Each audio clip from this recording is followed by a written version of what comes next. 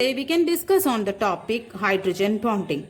Hydrogen bonding, it is very simple topic, at the same time very important topic. So what is meant by hydrogen bonding? Hydrogen bonding means when hydrogen atom is bonded to more electronegative atom. More electronegative atom in the sense either it want to be fluorine or oxygen or nitrogen. These three things, any one of these. When hydrogen is bonded to more electronegative atom such as fluorine, oxygen or nitrogen, what will happen here? You can see that when hydrogen, fluorine, such a bond you just assume, HF bond. Here you know that this is more, F is more electronegative atom. So what will happen? This fluorine atom attract the electron pairs towards itself. So automatically what will happen? This one create delta minus. This is creating delta positive. The polarity automatically develops here, right? So the bond pair, that means this bond pair, it is slightly displaced towards this electronegative atom. So what will happen?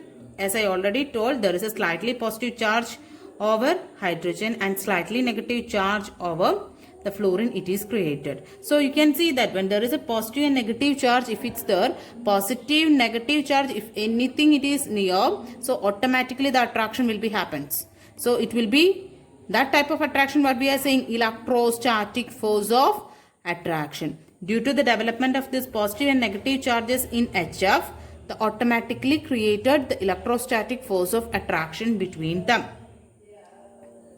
Okay. Now we need to assume more number of HF molecule.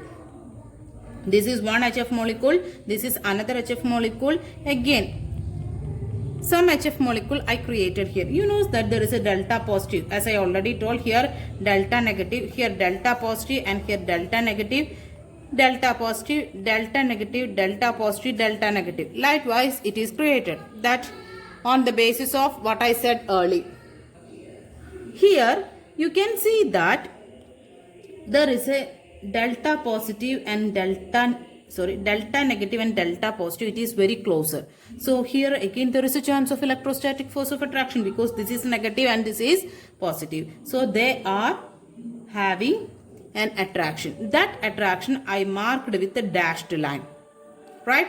This attraction, you know that this positive and negative attraction, it is having solid line, that you know that is covalent bond formation. Covalent bond formation, it is happening between this HF, that you know, you studied.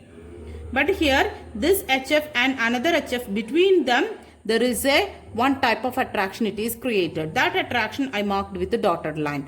This dotted line, here what is the thing happen here? There will be an electrostatic force of attraction between the positively charged, positively polarized hydrogen atom of one molecule and negatively polarized electronegative atom of the neighboring molecule. These are the two neighbors. This is first one and this is the second molecule I represent. Between these neighbors, there is an electrostatic force of attraction created because of this positive and negative attraction. So this type of attraction we are calling, the name is hydrogen bonding. Hydrogen bonding means only one thing, the hydrogen and fluorine, due to that there is a, because of their character, there is an attraction that creates hydrogen bonding. So here the same thing happen here also. Here also. Yes, with another example I am explaining the same. Water, you know that what it is. Here you know that this is delta positive, this is delta positive and this is delta negative. So here again HOH, some molecules you have to be take it as the same. Okay, so here you know that this is delta positive and this is delta negative, this is delta positive. Here delta positive, delta negative and delta positive. As I already told, there already this is a covalent bond, this is a covalent bond, that you studied earlier. Okay, that is you know it already. But here, because of this negative and positive charge, these are the one molecule and this is the second molecule. These are very neighbors. So due to their negative and positive charges, slightly negative and positive charges, because of their electronegative character, that slightly negative and positive charges, it arises there. So because of this positive and negative charges in this neighboring molecule, they create automatically an attraction, electrostatic force of attraction, that attraction created a bond with, we are representing that bond in a dotted line, that it is said to be the hydrogen bonding. So you know that here also this delta minus and delta positive, there is also chance of attraction. So here likewise it will be continuing. Okay. Then another example, NH3. We said that fluorine, oxygen, nitrogen, usually these elements which is showing the hydrogen bonding. Hydrogen and these elements, it is needed for our explanation of hydrogen bonding. So NH3, you know that what's the structure? NH, H, H. So here just represent like this, NH, H, here N, H, H, H. Likewise, some molecule you take it, H, H, H. So you know that automatically here delta negative sign, because this nitrogen is more electronegative compared to that of the hydrogen. So all the hydrogens, you know that there is a delta positive, right? Delta positive, here delta negative. Likewise, it is created. Every hydrogen is having delta positive sign, but I am not representing everything here. So what is the thing happening here now? So you know that because this is the first NH3 molecule, this is the second NH3 molecule, and this is the third NH3 molecule. Because of this negative and positive attraction, they are automatically created an electrostatic force of attraction between those molecules, between the neighbors. So here results hydrogen bonding. Here also, why? This is negative and this is positive. So these are also neighbors. So this also happens, the hydrogen bonding. The solid line that is representing the covalent bonding. This is the basic concept of hydrogen bonding. So there is two conditions for this hydrogen bond. First one, it is the hydrogen atom should be bonded with more electronegative atom. In this example, hydrogen is bonded with nitrogen. So here hydrogen is bonded with oxygen. Hydrogen is bonded with fluorine. So hydrogen wants to be bonded with a more electronegative atom such as fluorine, oxygen, nitrogen. That's the first condition for undergoing the hydrogen bonding. Next one, the size of the hydrogen, size of the electronegative atom should be small. So with one example I will explain the same. There is a two compounds you just consider, NH3 and HCl. So here you know that nitrogen is electronegative, but chlorine in our definition it's not included. We said about that fluorine, oxygen, nitrogen only exhibits hydrogen bonding. But here you know that here hydrogen is attached with more electronegative atom, but here hydrogen is attached with electronegative atom, but this chlorine it is not included in our definition. So our question it is like this. NH3 shows, this one shows hydrogen bonding, and HCl does not show the hydrogen bond. Does not show hydrogen bond.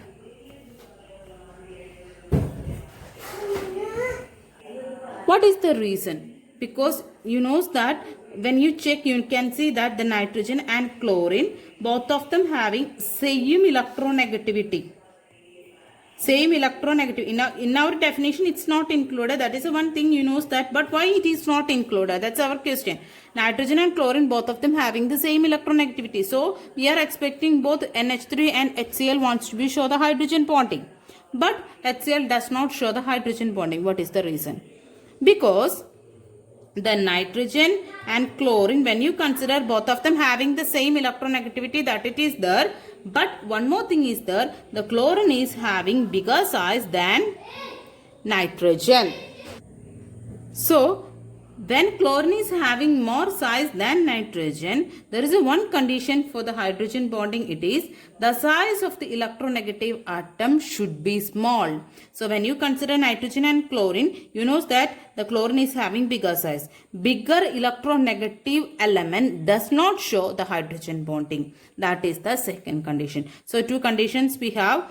Electronegative atom, hydrogen, when it is bonded with a more electronegative atom like fluorine, oxygen, nitrogen, that one's only showing this hydrogen bonding. And next one, the size of the electronegative atom should be small. More sized electronegative atom does not show the hydrogen bonding. That's why HCl does not show the hydrogen bonding compared to that of the NH3. Okay, next we can discuss on the next topic, that is intermolecular hydrogen bond. There is two types of hydrogen bonding. Two types of hydrogen bonding. First one intermolecular and second one intramolecular. Inter means, what is the meaning of inter and what's the meaning of intra? With example I will show. HF molecules, hydrogen bonding we discussed.